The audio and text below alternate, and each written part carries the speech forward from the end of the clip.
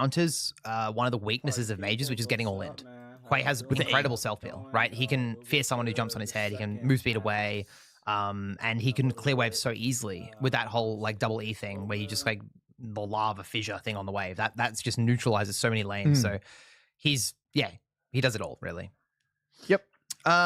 Yeah, Xerath, I'd probably chuck Xerath down a bit. He's definitely not on the same league as those other two champions. A or B. I mean, I just don't. Xerath just doesn't really make sense for me. He just doesn't win lane. It doesn't win lane. He's a better support, honestly. I agree. I think it's more of a support. I like if you compare it to like Lux, right? How is Lux S tier and Xerath B? I think.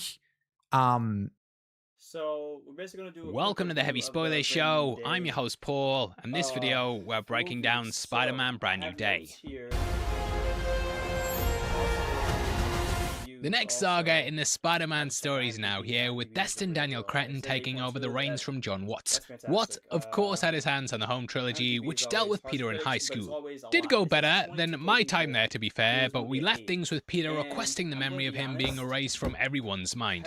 They forgot about him, forgot about my birthday, and worst of all, forgot about Dre. But that takes us into Brand New Day, which is Peter making his own way in the world. Brand New Day is the 4th film in Tom Holland's Spider-Man run, and what I think is the 38th overall MCU entry, which is pretty crazy. Kickstarts a brand new trilogy for Peter Parker though, and in this video... Alright, so let me just make sure. Just saw Spider-Man.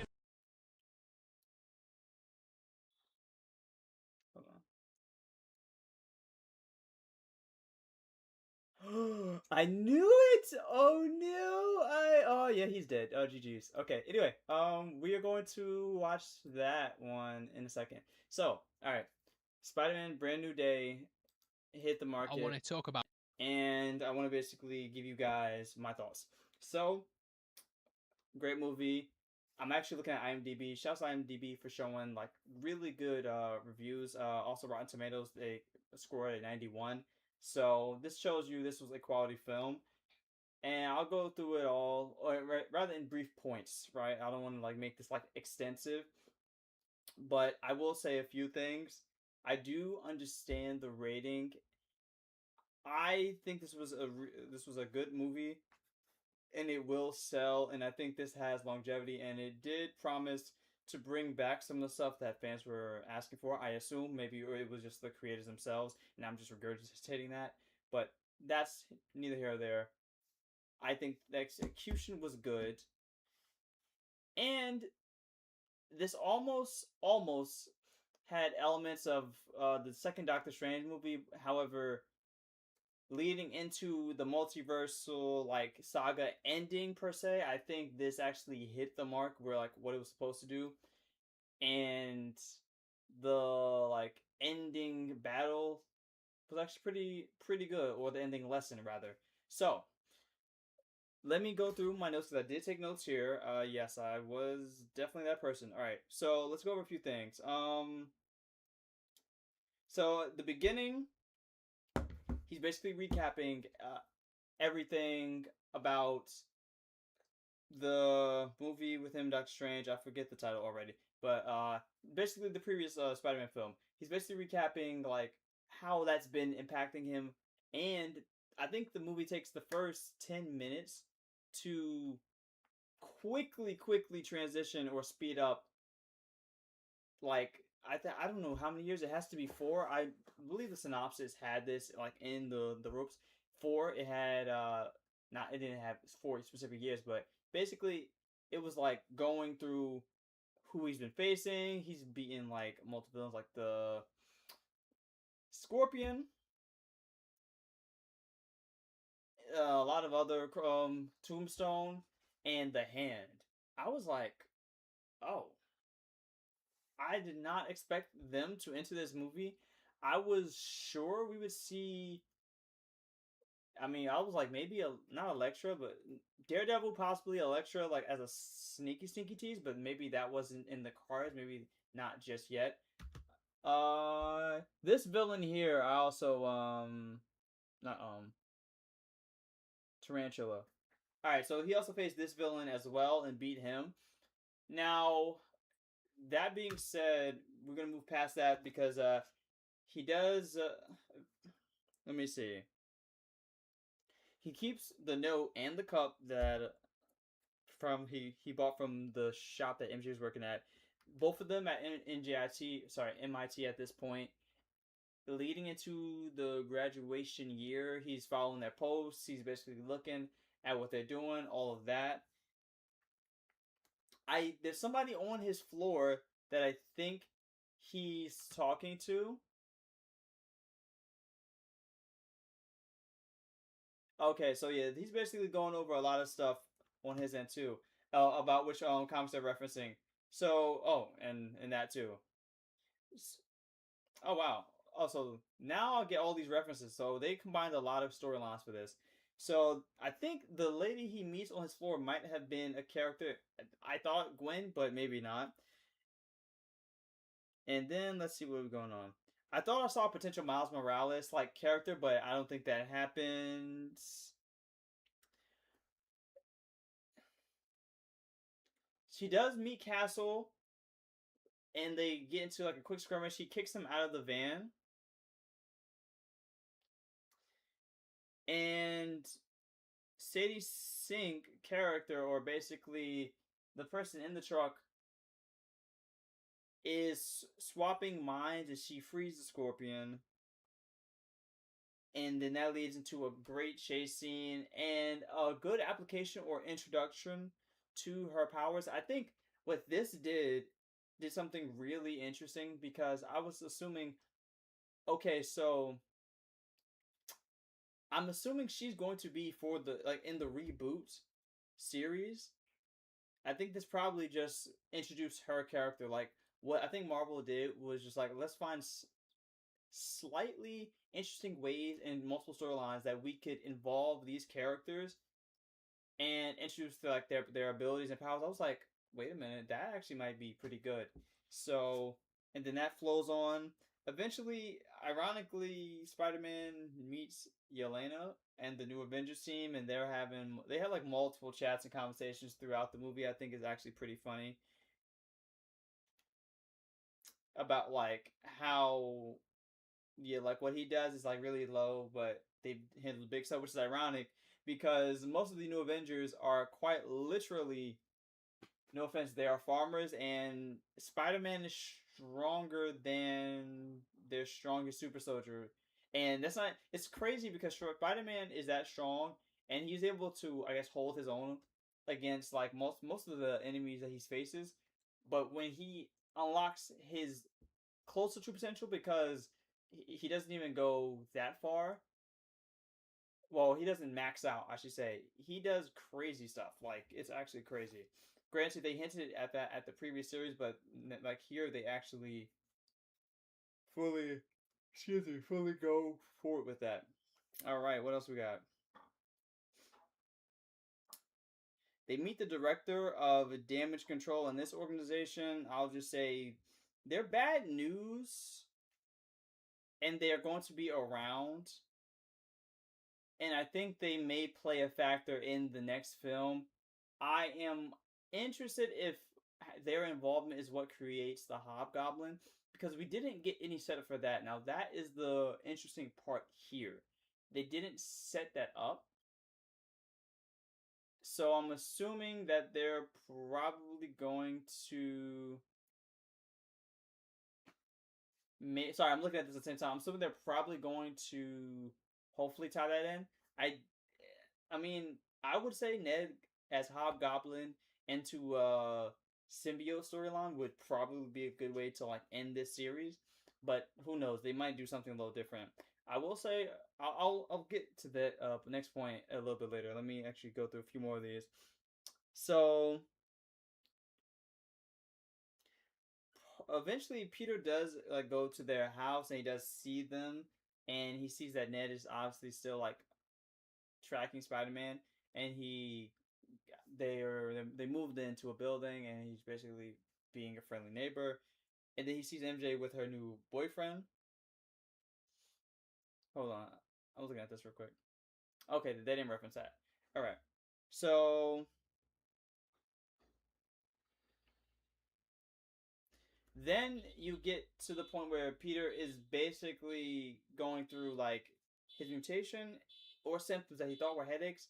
They start to kick in. He basically wakes up, and I mean, his powers basically go into overdrive. Now, Peter's pretty dang powerful. I'm gonna be honest. Like, every sense of spider sense or of the ability itself, it's never been displayed to the level it has now. Like, Peter genuinely can hear probably the entire city, if not more, and it's all coming at him at once. It's literally a replica of Superman's. I forget which scene. It was first Superman. I think it was Man of Steel. But in his scene, he hears everything, like in probably city plus state, maybe statewide. I think this is the same thing here because Spider-Man is unable to like grasp it. He then goes to the university and meets Banner. They talk about inhibitors. One inhibitor, in fact, they say that it can create a weapon or sort of like it can create something that can basically control any mutant or control. So they didn't say any mutant specifically. So they say any power.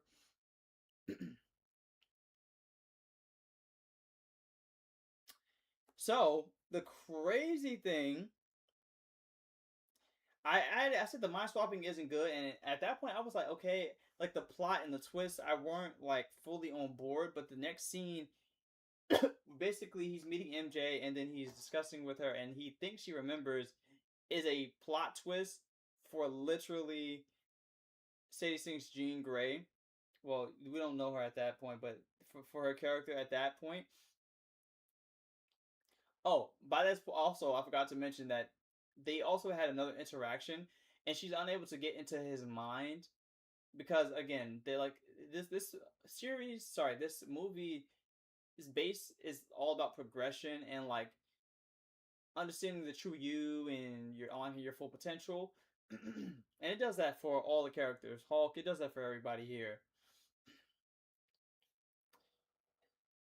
So we move forward, and basically she's gotten into MJ, and then she basically got what she needed. She's going to the university. Peter saves MJ, and then that was a good twist. I do like that a lot.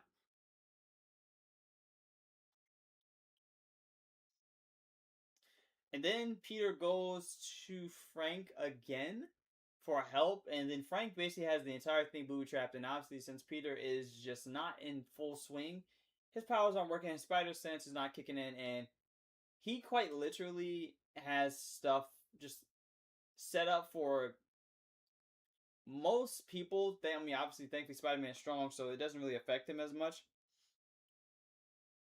But that being said, I completely forgot this call was happening. So then you move forward to Peter and MJ talk.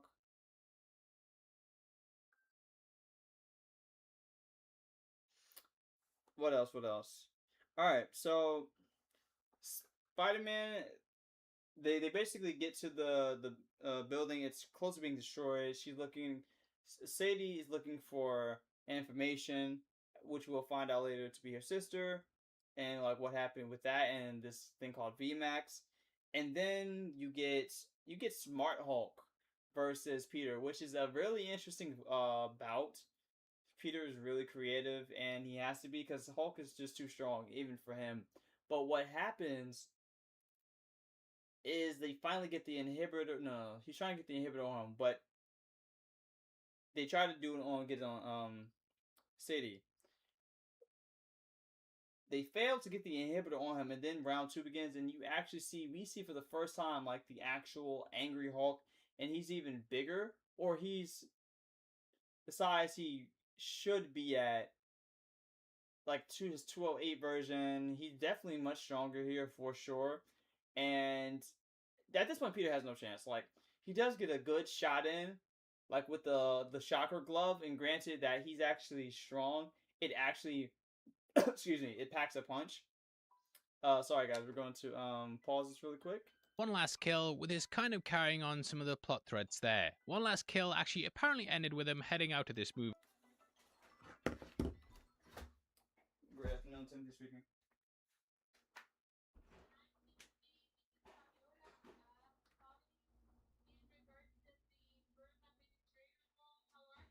Good. How's it going?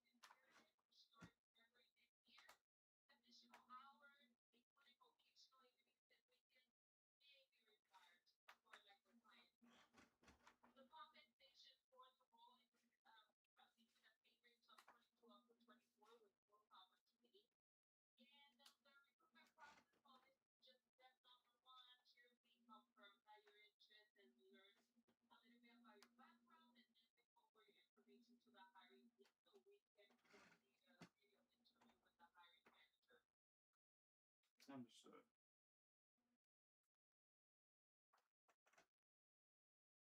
Yes, understood.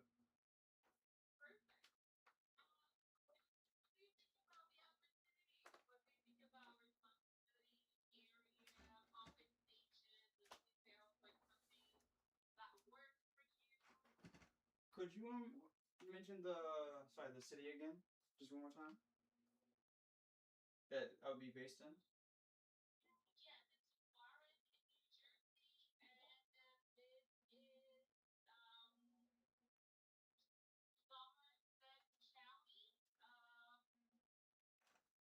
Okay.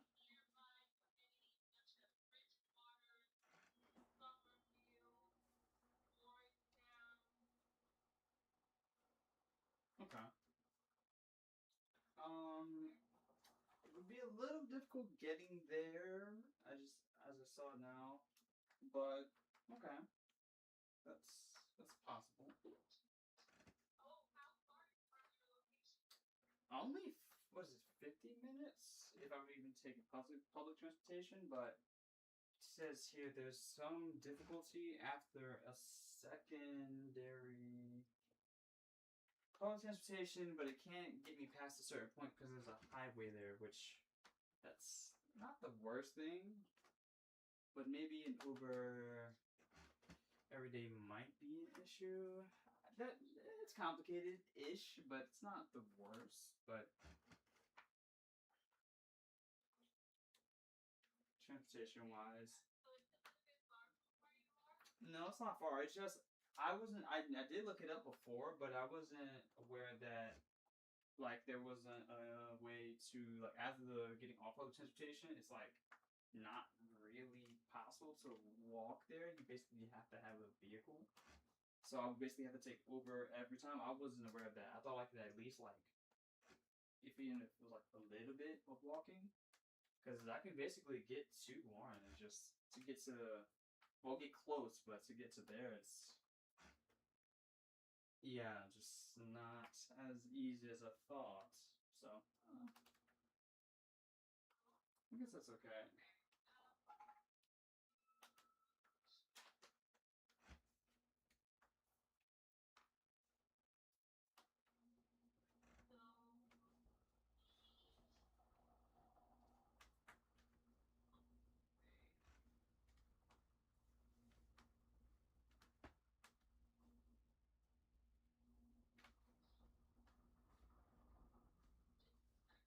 Mm-hmm.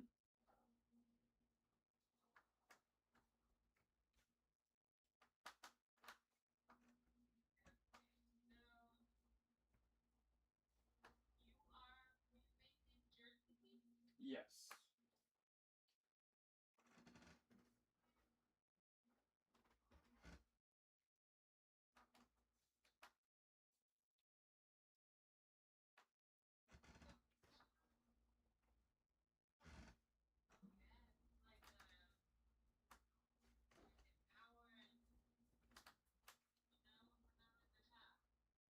Yeah, it's just an hour on my end where I am specifically, but that would be easy. It's just I wasn't aware of the difficulties. It happens sometimes the no roads and basically it's a highway or intersection and you basically have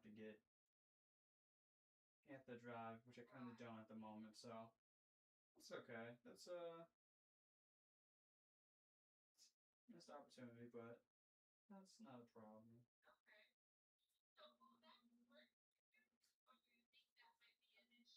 I think that would be, yeah. I was looking at it and I thought I could get over it, but I'm like, unless it would have to be, it'd basically be me paying a portion of just like, just money just to get there and like back to a location where I could just catch the bus. I've catched the bus from further distances, like earlier jobs in my, but yeah, this one might just be a bit too difficult. Unfortunately, a good opportunity, and I would have loved to went through the process, but seems to be a bit too difficult than I can probably do now.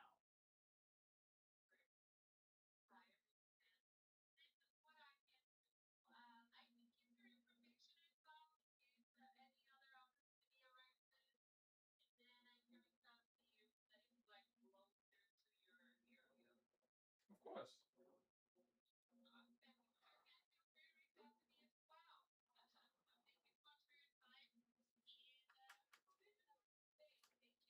You as well. Thank you.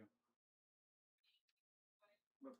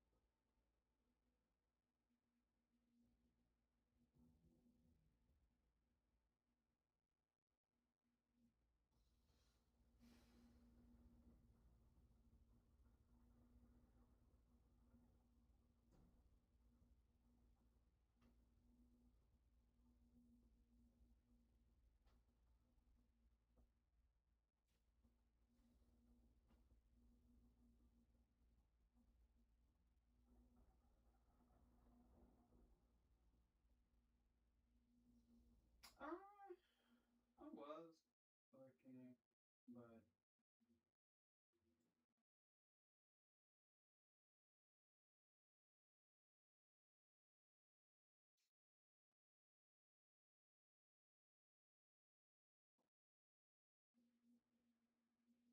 I was just chatting if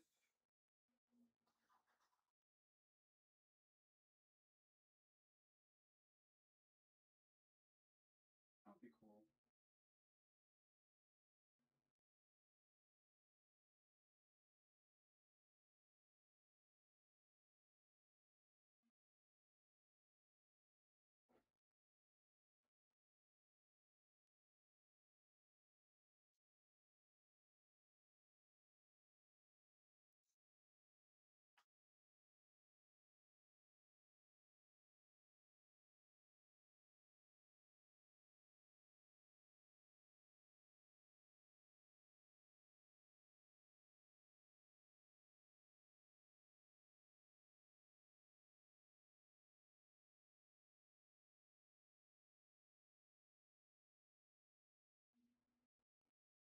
You've been kind of like what you did for sure.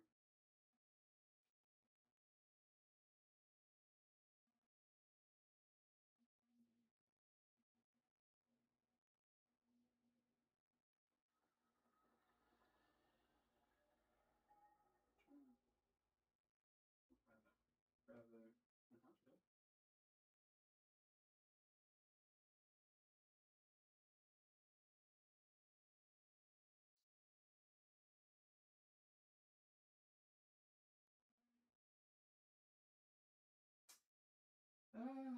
work,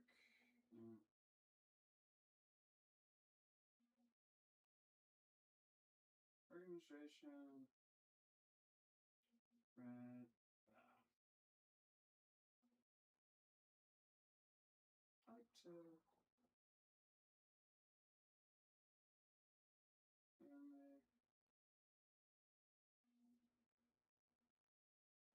sports, and have a good time.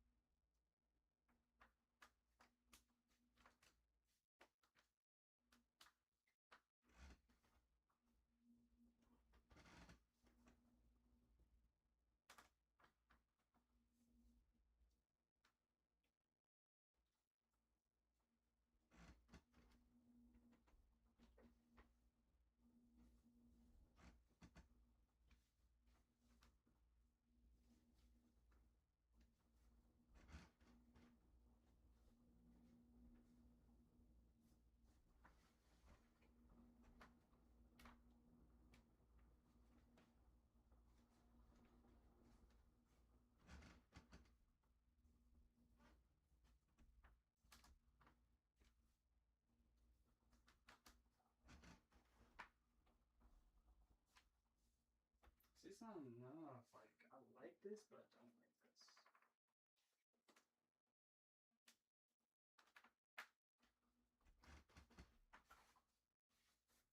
Like, it looks good, but it's not like enough. Like, show me what you got. All it's hiding. Like,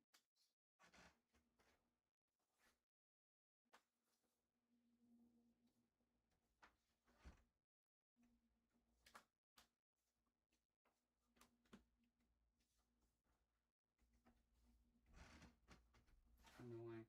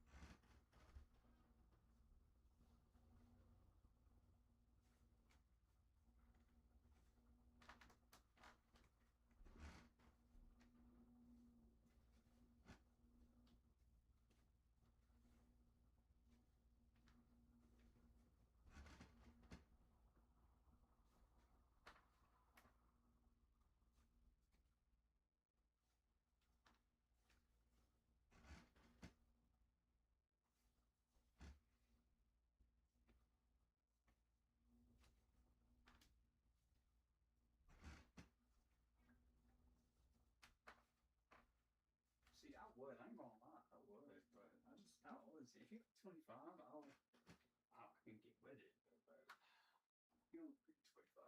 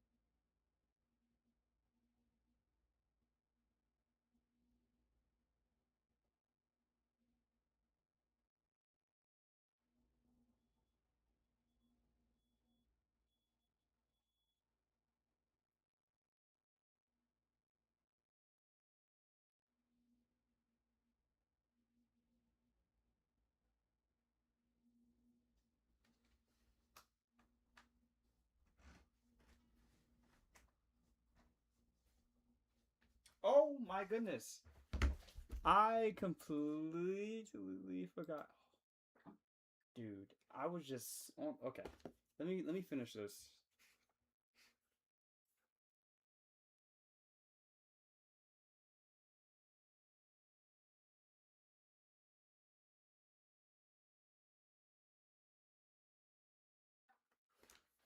Alright, so we're gonna end this now. I completely forgot. Well, actually, no. We can go for like another few more minutes. So back to my notes that I actually have here. After getting distracted.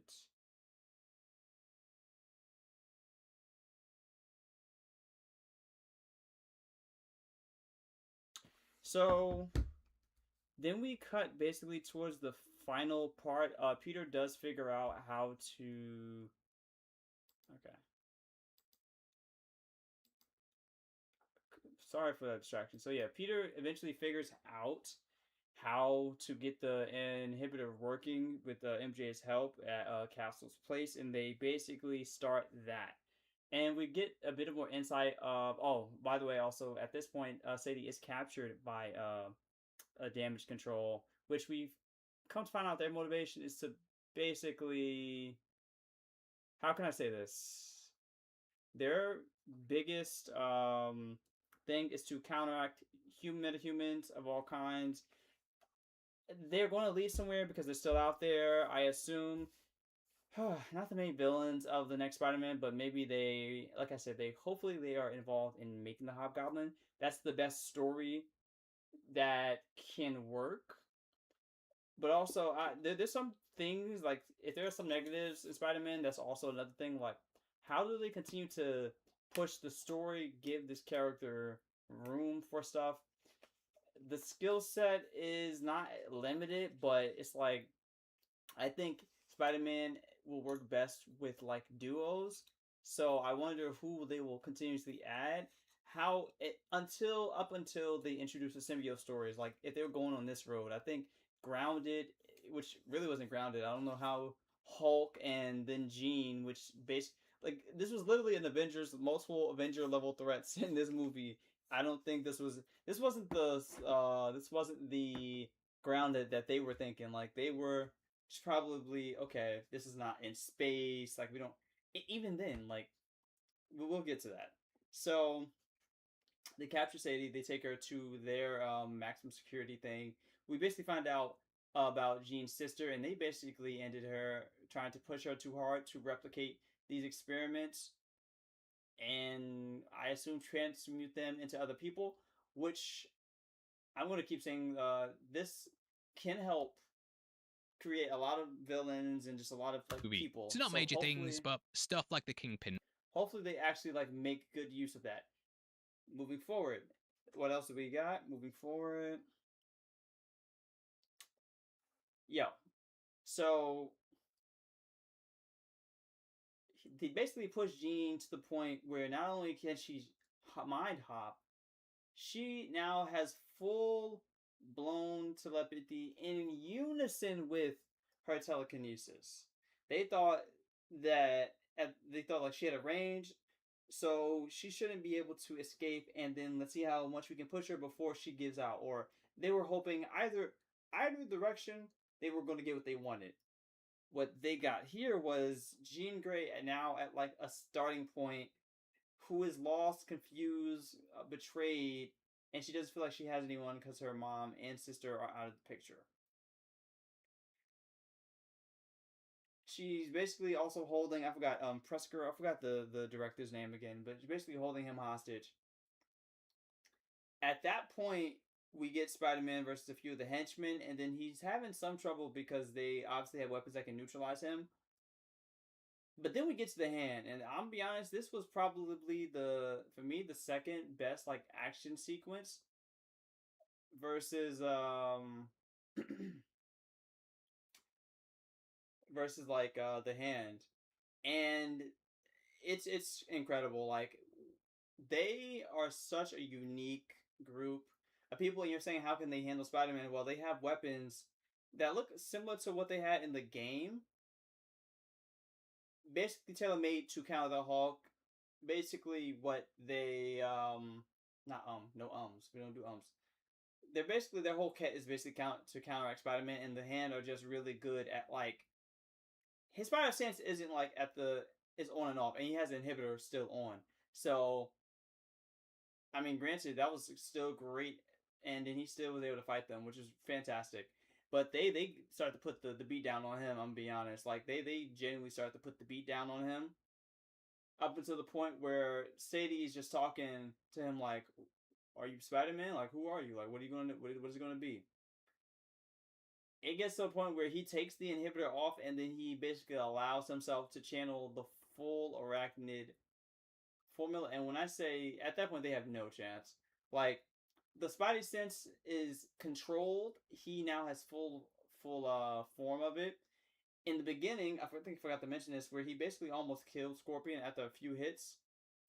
Here, it's just like it's fully controlled. His like he basically breaks. So the weapon that they had that usually hurt him before, it just breaks it. Like he was stronger than Cap before. I think here, I'm not gonna say he's as strong as the Hulk, but I think he's probably closer to like Smart Hulk strength, or maybe a little bit, I don't know, higher or lower here at that point. And he gives him the absolute work. Doesn't kill him though, which shows you the actual control, which is really good. Like this movie, every time I kept doubting, like, okay, like my interest, I've been pulled back in by like how smart certain just placements of certain scenes and dialogue was here and here. I was like, wow, this was just like so intelligently placed. Like I don't have any issues. So We move forward, and then we get to him and Sadie Sink. He's trying to talk her down. She does like telekinetically like restrain him, but he's still able to. Excuse me. They should continue with like why he's Oh, this is also the like the sign Vent Max. There we go. That's what it was. They also should continue with like how Spider-Man is able to resist all this. Like he resisted Strange's soul pushing out of the body, and he was still able to like his senses were still able to react. Oh, I forgot the whole thing. Jean Grey stopped the entire city. Like she just literally caused I'm saying it again. She literally caused what what Strange did in the movie, basically sending everybody away in the city. Basically did the same thing, which was so crazy. And at this point, she's like, I can get into your head now. He's like, go ahead and try it. And then he basically allows her in his head to basically give her a lesson and like show her that she's not alone.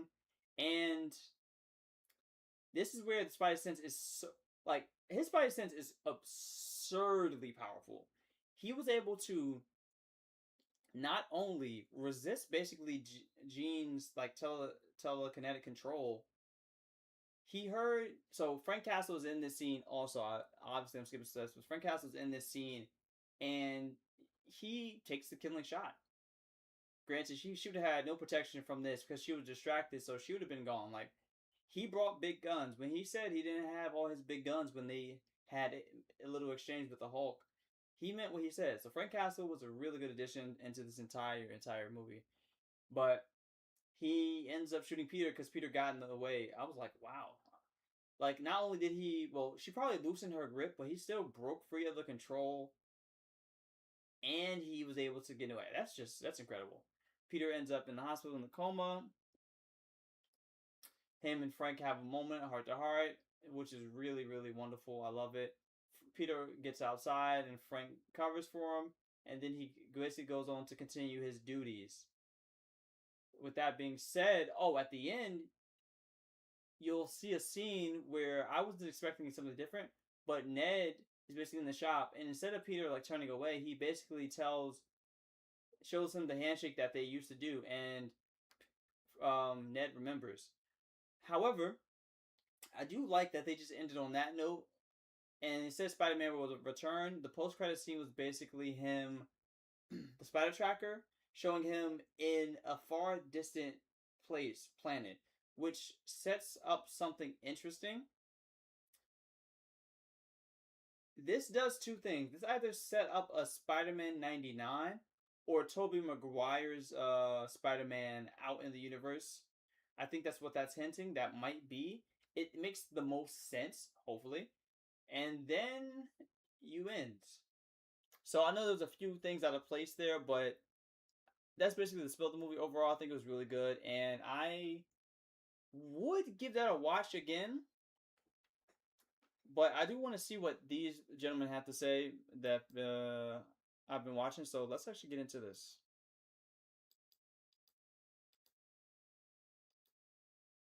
Brand new day and its post-credit scene and wondering what the hell it means? Well, you've come to the right place in your AMC lobby. Yes, I can see you through your phone. I'm Eric Voss of the New Rockstars channel, and this is an explanation of the ending, post-credit scene, and big reveal of Spider-Man Brand New Day. Spoilers ahead in this video. Please stop watching until you have seen the movie. I'm going to be spoiling both what happens in the main movie's runtime and the post-credit scene that sets up future Marvel titles. Before I get into all this, yes, I am wearing our Who's Who design available at our merch store, nerdriot.shop. Huge thanks to our viewer Natty Ninja, who got this shirt for himself and his family. We always love it when our viewers post selfies wearing our gear and tag us. You do it too, and we'll shout you out. Okay, one final spoiler warning for both the post-credit scene and the movie. Actually, if you just want to get to the post-credit scene, you can skip to the next chapter. All right, yes, Sadie Sink does play Jean Grey in this movie. Thanks for spoiling it 4 days before the movie came out, Steve Lacy. And it's clear that Ryan Reynolds was fully aware of this, trolling Marvel's Hall H panel wearing a literal gray jean denim outfit with a specific gray color tone that was coded Jean Grey. We all assume this is the case going into the movie, and the movie does reveal it. But she's initially introduced as just a mystery telepath, possessing random people in order to break into DODC facilities, seeking something she calls VMAX. Peter investigates this with the help of Detective DeWolf and Yelena Belova in her bathhouse office. When this telepath tries to break into Peter's mind, the memory of Aunt May from right after May found out Peter was Spider-Man, which was the final scene of Spider-Man Homecoming, causes Peter's emotions to spike. That, plus learning MJ has a new boyfriend, triggers a kind of spider puberty where Peter's arachnid DNA takes over, he gets heightened senses and strength, and gets organic webbing coming out of his wrists, causing him to chaotically spew webbing everywhere, like a far messier version of Peter 2 that we saw in the first Spider-Man movies. Terrified of this monstrous form he's becoming, Peter goes to Bruce Banner to ask how to suppress his DNA, something Bruce warns Peter about as being unnatural if used universally. The telepath figures out who Peter is and tells him to stay out of her way. Peter figures out this telepath needs to be within a certain range to jump into her next body, so he ends up stranding her in a webbed up helicopter. But the telepath gets into MJ's mind and tricks Peter into kissing her and nearly kills MJ by dropping her off of a building. Peter has to hide MJ on Frank Castle, Punisher's boat, and it's here where Spider-Man and MJ research DODC files and facial scans to realize that this telepath's name is Jean Elaine Grey. Jean got the middle name of Elaine from her mother Elaine Grey, whom we learn about in flashbacks abandoned Jean and her older sister Sarah, played in this movie by Olivia Booth Ford, due to these girls' telepathic mutant abilities. Sarah had gotten detained by the DODC and saved Jean by possessing her to make her sister run away and hide. Sarah wore a green and yellow hair scrunchie, the colors of Jean Grey's Marvel Girl costume. So just to back up here, Jean Grey is a key member of the X-Men, played by Famke Janssen in the earlier X-Men films and by Sophie Turner in the First Class era. Originally going by the moniker Marvel Girl in the comics, Jean is an Omega-level mutant with God-level psionic powers and a host to the Cosmic Phoenix Force capable of reality warping. She later marries Scott Summers, Cyclops, and becomes part of a very complex family tree as her clone Madeline Pryor bears Scott the son Nathan Summers, aka Cable, while Jean later reunites with Scott and bears the daughter Rachel Summers. Jean Grey is established as having an older sister named Sarah in 1980's Uncanny X-Men number 136. Sarah does have some latent mental mutant powers like her sister Jean does that helps her resist the Phalanx in the issue when she dies. And according to this 2014 CBR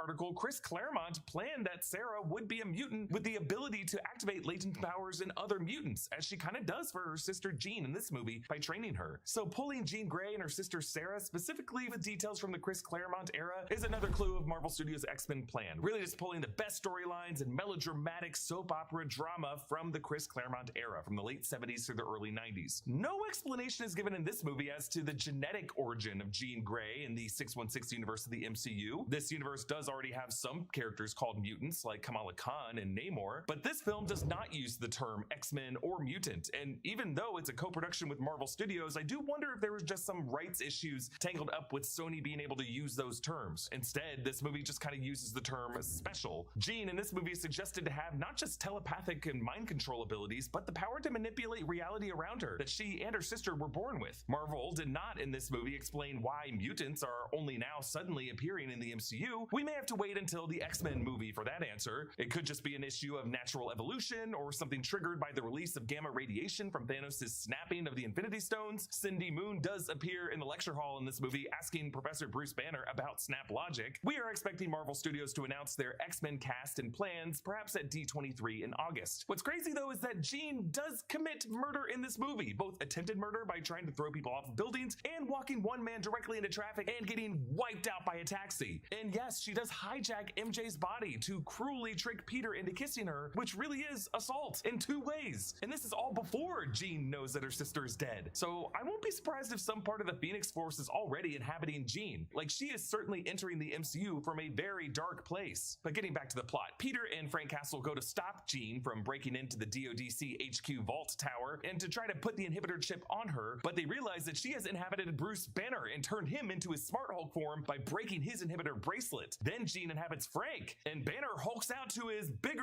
original Savage Hulk form, leading to the coolest fight of the movie. But Savage Hulk resists killing Peter, and Peter's able to get the chip on Jean to suppress her powers and break her control of Frank, so the DODC can arrest her. She had mentioned looking for someone named Sarah, a name that Peter later realizes Metzger totally lied to him about, so Peter realizes he has to go rescue Jean. And Jean realized that the VMAX that her sister messaged to her was actually Vent Max on the AC vent over her head in the containment cell, meaning the DODC already experimented on and killed her sister Sarah before Jean was put in the cell. The DODC's goal is to get a scan of these powerful telepaths' brains to replicate that telepathy in the mind of another person that they can control. Meanwhile, Peter fights his way into the DODC facility through the Ninjas of the Hand, who are bizarrely working for the DODC in this movie. Peter removes his inhibitor chip, allowing his natural spider puberty to take effect, and declares that he can be both Peter Parker and Spider-Man, as he non-lethally wrecks the hand that are being controlled by Jean in this moment. The repeated experiments on Jean's brain results in her expanding her powers, as the tech working with Bill Metzger says her brainwaves are somehow affecting the objects around her. Jean blasts her psionic waves across the city out from Roosevelt Island, possessing the minds of most of the New York area and freezing them in place. Peter appeals to Jean by letting her inhabit his mind, and we return into that bedroom memory with Aunt May. And now Jean takes Peter's place on the bed, as Aunt May tells her that there will be people who do monstrous things to her because she's special, but she wants her to know that she's beautiful and that there will be people who love her, not because she's special, but because you're you. In this beautiful way, the film shows how the light inside of Peter Parker really comes from Aunt May, and that light will be needed to make every MCU mutant from here forward feel less alone. Frank Castle fires a sniper rifle bullet at Jean, and Peter steps in front of the bullet. Jean uses her reality warping powers to keep Peter from dying, and he recovers in the hospital. Bill Metzger is still missing, and the DODC is being investigated for their human experiments, though it sounds like Bill Metzger, as he is an anti-mutant figure in the Marvel Comics, will be kind of leading the charge of hunting down mutants in the MCU in the Mutant Saga, kind of like a William Stryker figure. Meanwhile, Jean Grey takes the bus out of town to someplace that looks upstate, perhaps Westchester County, where an Xavier Institute might be waiting for her. Peter ends this movie no longer hoping for MJ's love, as she had told him that the version of her who loved him is gone after the memory wipe, and instead he reforges his friendship and memories with Ned by doing their iconic handshake. And the fact that this is how the movie ends could explain everything about this mysterious post-credit scene. We know that after a big movie like Spider-Man Brand New Day comes out and you want answers, you come to New Rockstars because you know you can trust us. Trusting the sources you get your news from is important, but it's back to trustworthy journalism. There is one post-credit scene. We see Ned's Spidey Tracker app that he had been using throughout the movie to track the locations of Spider-Man. We see a pin on a block in Queens, and the app's voice says, "New Spider-Man sighting, location unknown." It continues repeating that as the screen zooms out from this digital version of Earth, keeping that pin of our Spider-Man's location on that same block in Queens, but then the screen moves past the moon as foreboding music plays, and there's a red tinted glitch on the screen, and then a multicolored glitch, and then a new pin appears floating in the stars, and we hear that voice say, "Location found." And the pin continues to beep more rapidly. And then on screen, Spider-Man will return, but it does not say where or when or which Spider-Man. So what does this mean? I see three explanations, and they all have to do with the events of Avengers Doomsday and Avengers Secret Wars, which will feature Robert Downey Jr. playing Victor Von Doom in an adaptation of Jonathan Hickman's Time Runs Out and Secret Wars storyline, in which incursions, aka rifts between realities in the multiverse, cause alternate Earths to collide with each other in space. As of the Thunderbolts post-credit scene, those alternate Earths are already appearing in space in the proximity of our planet. And in the Doomsday trailer, we can see these Marvel heroes from different realities all fretting about these three Earths being on a collision course with each other. Doom's plan seems to be to use these broken fragments of these three Earths to piece together a new world that he will call Battle World. As of this taping, Tom Holland has not yet been confirmed to appear in Avengers Doomsday, but he is expected to appear at least in Secret Wars, if not also in the movie before it. Meanwhile, Sadie Sink's Jean Grey has been confirmed to return in Avengers Secret Wars. So what is this Spidey tracker telling us? Theory 1. Our Peter Parker got abducted via Dr. Doom's magic and teleported into Battle World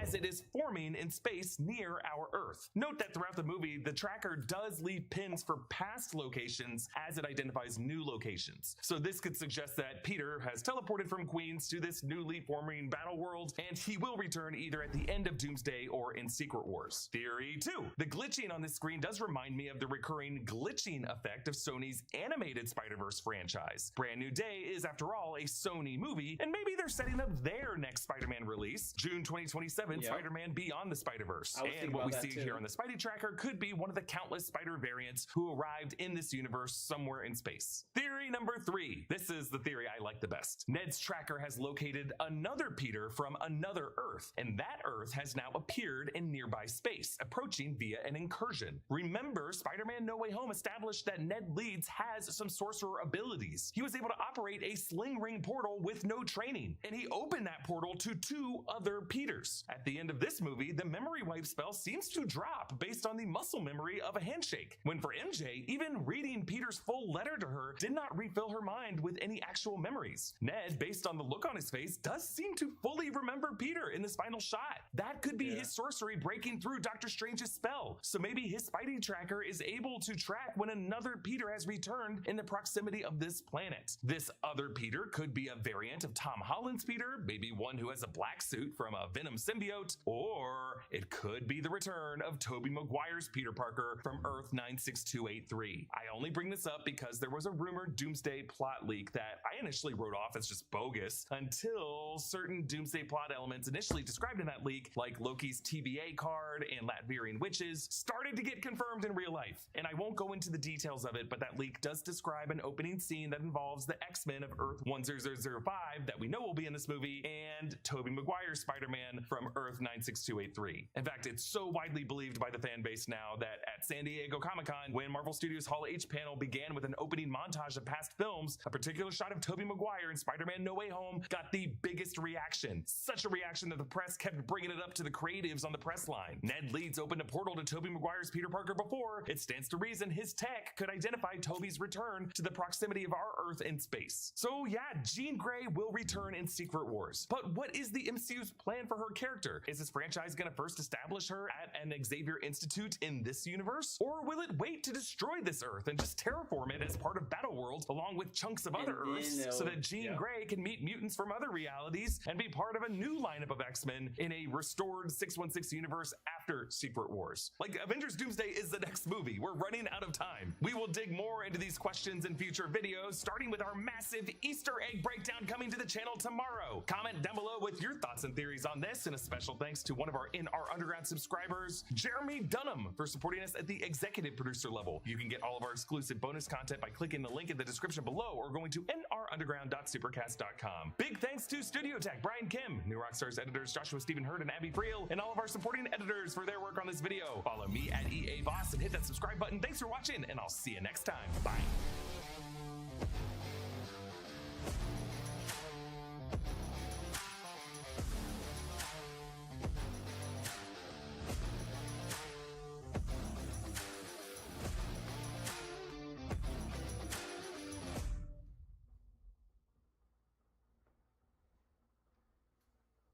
All right, so that was that. Now, I do want to watch this.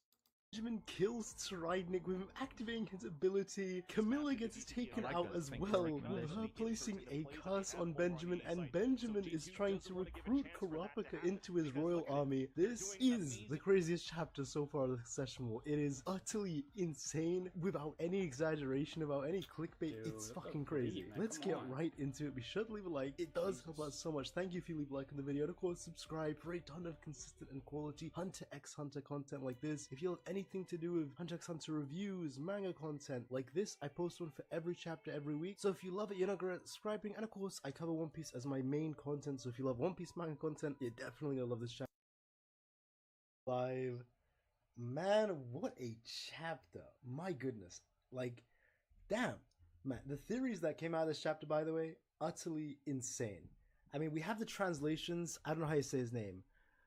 Voracious Drake, I really hope I'm saying it right. I always say things wrong. Voracious Drake's translations, which are apparently better than Shonen Jump's translations. We have a lot of pages already translated in different translations, though. We've got the full HD Arabic scans, if you want to use it. This, damn, like, we got a lot of things already, which is kind of by the time decent translations come out, it's already like us. I was like, I should just wait for the time I normally do it, you know. Oh, sorry, you can probably hear my dog barking in the background. Sometimes he actually gets in the video as well, you can just hear him. Because now the other dog is barking, the neighbor's dog is barking at him, now he's barking back. Well, but man, Tridnick next chapter. Apparently, like, Holy shit! By the way, we're gonna get Sridnik next chapter. Apparently we're gonna get him. I mean, if this insane theory is true, who? Sridnik or my dog? We got Popcorn, shout out Popcorn. But man, like, this shit is crazy. You know, there's a really good theory by Dynamic Weeb, because we like literally in a stream today. We ought to just appreciate where he was states of martial law is all gonna be in Zetsu time of his like ability, and then Togashi's gonna be like, well, everything we just read of martial law for the past like 30 minutes in world time is fake. Then it like breaks reality, and we cut to like a timeline where Sridnik actually lived. Like 2 different timelines. Because Sridnik's ability is pretty complicated, he creates 2 timelines. Who's your favorite prince? Oof, that is a tough question. Stop it. Oh my goodness. Alright, you guys tell me who's your favorite princes. You know, I have a both here. He's like, Zetsu, I'm surprised you can use Nen. Care to test your skill against mine? Big bro, and he gets shotgun, like, by a Nen gun. Like, deleted. Hey, the Morning Star, dude. This guy, you have been here for ages on this channel. Always good to see you. And the rest of the batch it's such a good first. Versus Drake's translations. That's why it's saying that he's gonna die by the TSK 17 virus. Not gonna lie, Camilla's a decent character. Benjamin or yeah, that was just a dumbass move, man. Like, she may be my favorite, but she sold. She actually sold. Now she's gonna die by the TSK 17 virus. Not gonna lie, Camilla's a decent character. Benjamin or Terra Sandwich. I'm seeing so many Terra Sandwiches. Is that like a trend going on? So many people saying that. I love that name for Sridnik. Kurapika ain't surviving. Oh, Kurapika's gonna pack him, man. What if he makes like a double vow? Like, I'm not getting off the black whale to kill... I don't know. Big Ben said fuck all that. He did, dude. It's even funny in Sridnik's. In Racist Drinks, which is more accurate. I guess in the Japanese, he's like, want to spar with me? Big... He doesn't even finish saying big bro. He just gets shotgun to like death, you know. Hey, what's Black Panther? Good to see you. Always good to see you. Holy shit, how you doing? What's up, Kaio? I'm back. Nah, I always see you in the comments, by the way. You're saying, do you remember from Modelo streams? Dude, I remember you from my comments. We'll watch that later. I'll also watch that later. Center.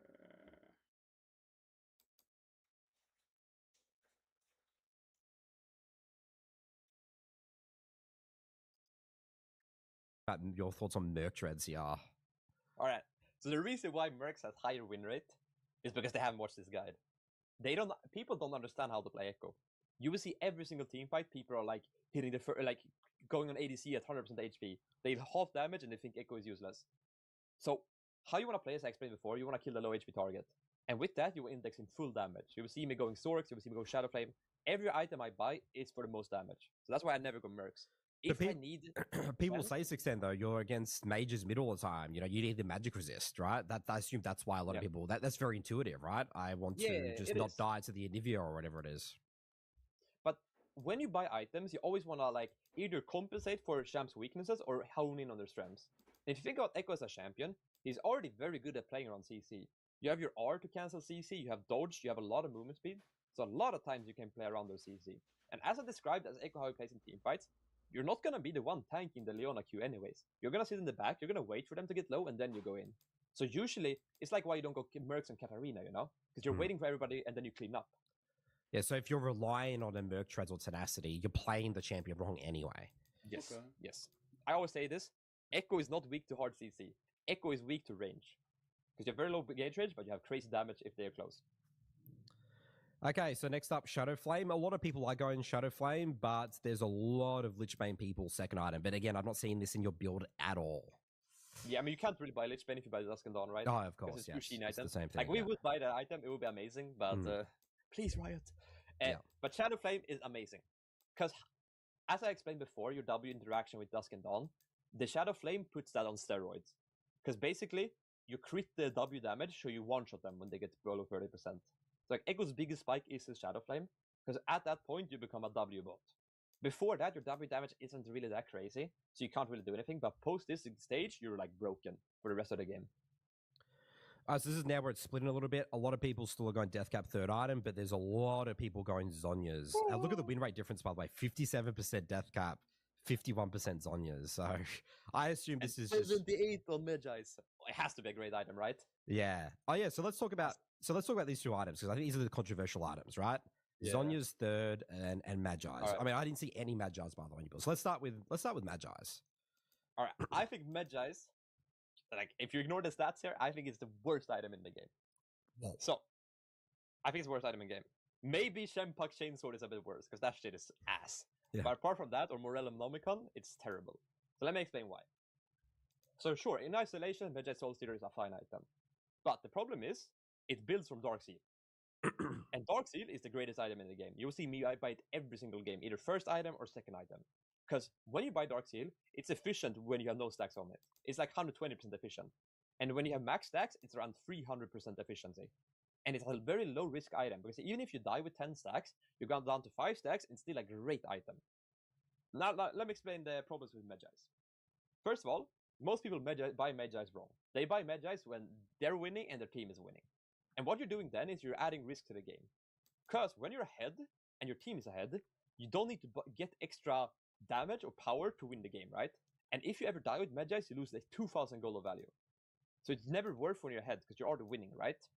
The second problem with Magi's is you're buying it late, and you want to sell it anyways, and you're sitting on 25 stacks. And basically, even if you got 25 stacks, let's say you didn't buy Magi's, you would be so far ahead, right? Because that means you have killed a lot of people without dying.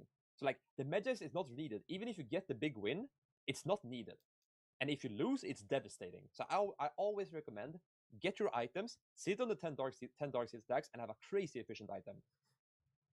Yeah, so that's really funny. Like a lot of people would say they see the 10 Dark Seal stacks in the inventory. They're like, I got to upgrade to Magi's, right? You know, it's a little bit of move speed, you know, the things. So you're just running around the Rift with 10 Dark Seal stacks permanently, pretty much. 60 AP for like a 350 item. It's crazy, bro. Yeah, it's pretty OP. As I'm listening to this, if this is confusing, I am playing League, and this is one of the characters I'm going to be training for off screen.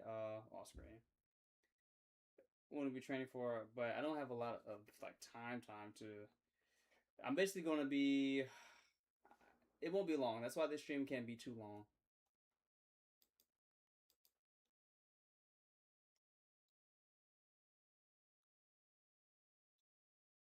Isn't it?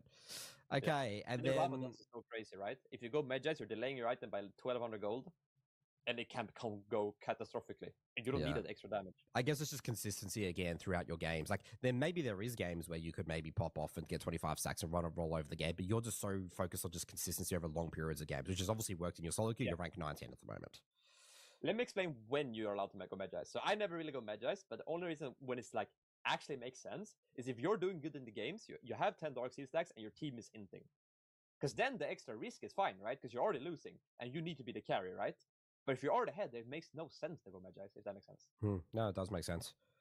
And then the Zhonya's third, I'm just assuming, you know, you talk about Echo's an item-reliant champion. You want to sort of execute people with your passive stuff. If you're going Zhonya's third, you're not going to be winning games of Echo. You're just not going to do enough damage. No. You can see the win rate too. It's way lower.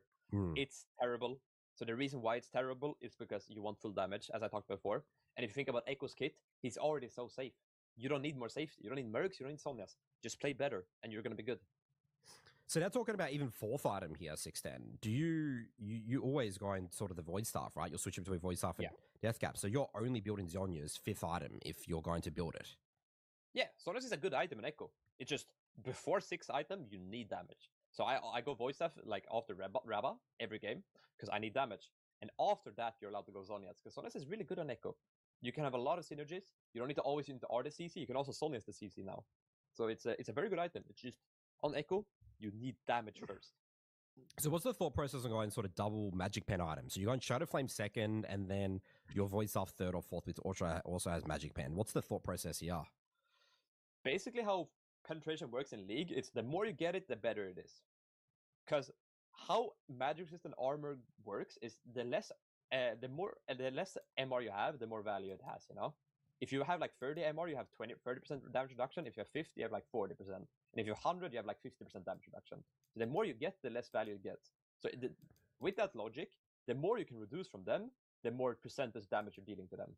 So the closer you can get to true damage, the better it is. And sort of talking about other last items, you mentioned the Hextech Gunblade, which I don't even see here really at all. Where is Hextech Gunblade? Are people building that at all? No, it's actually a good item. Oh, here we go. Hextech Gunblade. So what's the thought process here? So you said you like to finish off your builds with a lot with Hextech. 68% win rate. It has to be great. Yeah. Well, the Rudy Kraken here is 74, so let's not. Oh my god, I haven't thought about that. Yeah. Sounds so good. You want to avoid going randomist though. So basically, Gunblade is a great item because late game it has 30% AP scaling. So late game is around the 600 base damage, and what Echo needs is he needs damage to get them below 30% HP. So just doing this before just allows you to have that more burst. It's the best damage item you can get. And the second thing is it also has some sort of gap closing because Hextech Gunblade range is a lot longer than your E range. So you can like E forward, Gunblade them, slow them down, and you can gap close. But that's pretty niche. But why not the Hextech Gunblade over, obviously Storm Surge? Storm Surge also, does the little burst damage and stuff as well. Why would you? I did see a lot of Storm Surge recently, match history. Yeah, I was just trying it out, but I think generally Gunblade as a last item is better because it has it has an AP scaling of itself. Like the Squall, the AP 10% AP ratio does not cut it. So it's just better because I'm not gonna be able to watch it all on stream. This is unfortunate. But so one in stream because I have to I'm gonna have to watch this off stream. Probably gonna be up until like 11 or 12 looking at this stuff. But as long as I get my other stuff I need to get done, I'll be fine.